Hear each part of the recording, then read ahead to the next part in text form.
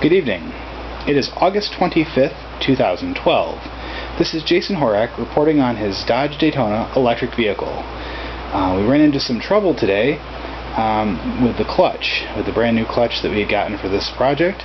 And so I just kind of want to go over how it was set up before and what's going on. So what we've got on the left hand side is the original flywheel, clutch, and pressure plate that I had bought back in, I'm thinking 2009, late 2009, early 2010, and it's a SACHS brand, SACHS, which I got kind of as a kit from an online retailer of some sort, and it was relatively inexpensive. I probably have about $200 into the whole thing. So it came with that alignment tool that you see, the little plastic one on the left, and went in like butter. Just has been working great, except for that some contaminants got on the clutch itself, the clutch disc, and it caused it to start slipping, and then now we're getting some glazing, and basically I probably ruined the clutch just by getting WD-40 and other similar things on it while cleaning, and stuff dripped down in the transmission. But anyway, so I bought a brand new flywheel, pressure plate, and clutch from SPEC, and that's the ones on the right. So we have an aluminum flywheel, and then we've got the Stage 3 Plus clutch and pressure plate, and that also came with an alignment tool. So anyway, basically what's going on today is we've got the flywheel is fine. Seems to be the same size and fit. All the holes line up. Everything's good there. Also, the pressure plate seems to be okay. The new one lines up with the dowel pins and so forth, and I think that'll be fine. However, the clutch disc itself seems to be a problem, and I'm not sure how well the camera's going to pick this up, but the splines in the center of the clutch, which go on the shaft of the motor of the transmission, just aren't right.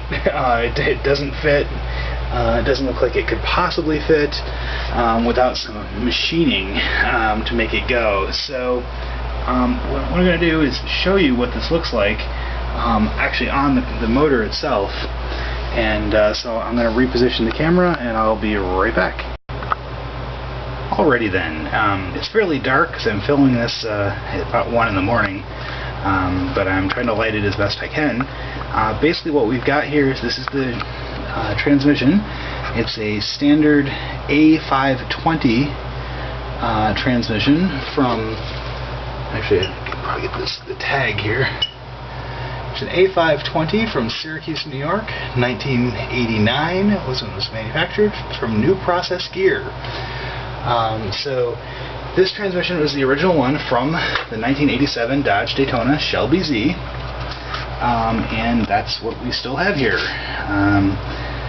And so anyway, it's hard to make out on the camera, I'm sure, but the splines on the shaft of the transmission are kind of like they have small valleys and like a kind of a thick ridge. So it's like a thick ridge with a small valley. I'm not sure if that's actually the right terminology, but that's what we got. So anyway, on the original clutch, it has, and again the focus is not going to be really good here, but I'm hoping you can get the idea. It has kind of pointed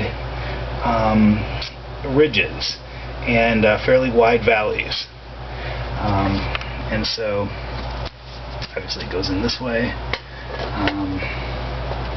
onto the transmission and slides on very easily. You know, there's no problem at all getting that on there.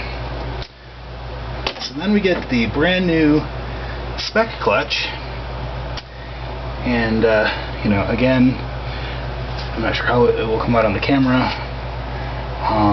but this has like really tiny valleys and very wide ridges. So it's basically like a mirror image of what you'd find on the transmission shaft, just like reverse from what it needs to be. Basically we need wide valleys and thin ridges in order for it to work on this transmission. So anyway, it doesn't even go on the end of it, like, at all. Like, there's no way it's even going to fit on there, and it's kind of hard to show here on this transmission. But so what I'm going to do is move the lights around and show you on a second transmission, just for, you know, reference. So I have two transmissions that could both go in this vehicle. They were both shipped on the '87 Dodge Daytonas at different times. And the other one is actually an A555 get-rag transmission from, also built in Syracuse, New York, around the same time period. So anyway, I'm going to go show you what it looks like on that one, and hopefully can get a little bit better light on the shaft, so you can kind of see what's going on. Be right back. Okay, now we're looking at the A555 get-rag transmission, new process gear, Syracuse, New York, 1988, so it says on the tag there. So this is a completely different transmission, but it was manufactured at the same time, or around the same time, for these Dodge Daytonas. Again, my car is a 1987 Dodge Daytona Shelby Z, and anyway, so as you can see from the splines on the transmission, again, the camera may not be making it out very well, but they have kind of V-shaped valleys. You know, they go down to a point, and then the ridges are actually flat. They're not they're not rounded or anything. They're actually flat on the edges, yeah, and they're also fairly thick. So now the original clutch, the OE clutch from SACHS, has kind of a, like, each one of these little teeth is sort of filed to a point. It's like there's a V-shaped valley and a V-shaped ridge, and so that one just slides right in there like nothing. And of course I got it on backwards, but it doesn't really matter for the purposes of this demonstration. It's just how those splines line up and slide right on there like nothing. So that works great. Well, the new SPEC clutch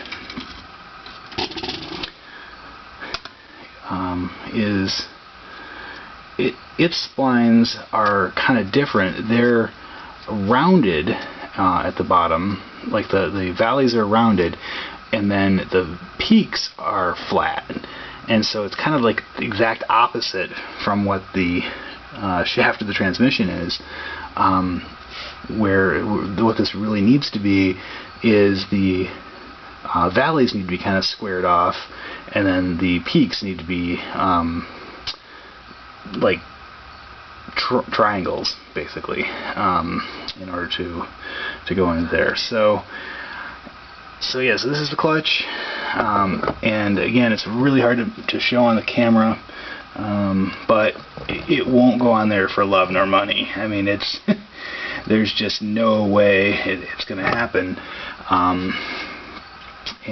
so that's what we're looking at. So as far as the clutch discs themselves, it's kind of interesting that this is my original alignment tool that came with the SACHS clutch set, and it has writing on it that says CP15, made in the USA. On the back it says KCP1, whatever that means. So this alignment tool, you know, goes in here like a champ. It does have a little bit of slop, like when it's in there, it kind of moves around a little bit. You know, not a lot, but it's definitely not very tight. And so the SPEC flywheel, or sorry, clutch, it does go in there as well, but it's a much tighter fit. I kind of have to give it a little bit of force, which is very awkward to do one-handed. But there we go. There we go. Okay, so, and then once that's in there, it's really solid. There's no slop at all. So, you know, that's great. But the transmission doesn't have that. It's close, you know, but we're talking about fractions of an inch here, and it's just not quite enough. But interestingly enough, the other alignment tool that they just sent me with this new SPEC kit is also a CP15 KCP1 made in USA. So the alignment tools are identical. Looking at the splines, you know, they're a little worn on my old tool, but they are the same. And what's also interesting to note is that they are kind of opposite from what the transmissions have, in that, again, they've got, well, actually the alignment tool seems to be even, like the valleys and the ridges are exactly the same height, or the same width, I mean, and the same depth. So what I need is a little bit different than what I've got here. I can't fit it on. I don't want to force it on. And so what I'm going to do is send or talk to the guys from SPEC and let them know what the issue is. And I'm hoping that they'll be able to either send me the correct clutch disc, or if this is the correct clutch disc, then maybe they can machine it slightly to make it actually work with any of my transmissions. I don't know, it seems kind of weird, but anyway, so that's what's going on there, and I can send them the old disc if they want to see what it was like. You know, again, there's a little bit of slop there, so the idea would be kind of like in between these two, of overly tight and overly loose. But anyway, that's all I've got for today. I will get back to y'all later when I get some details, and have a nice day.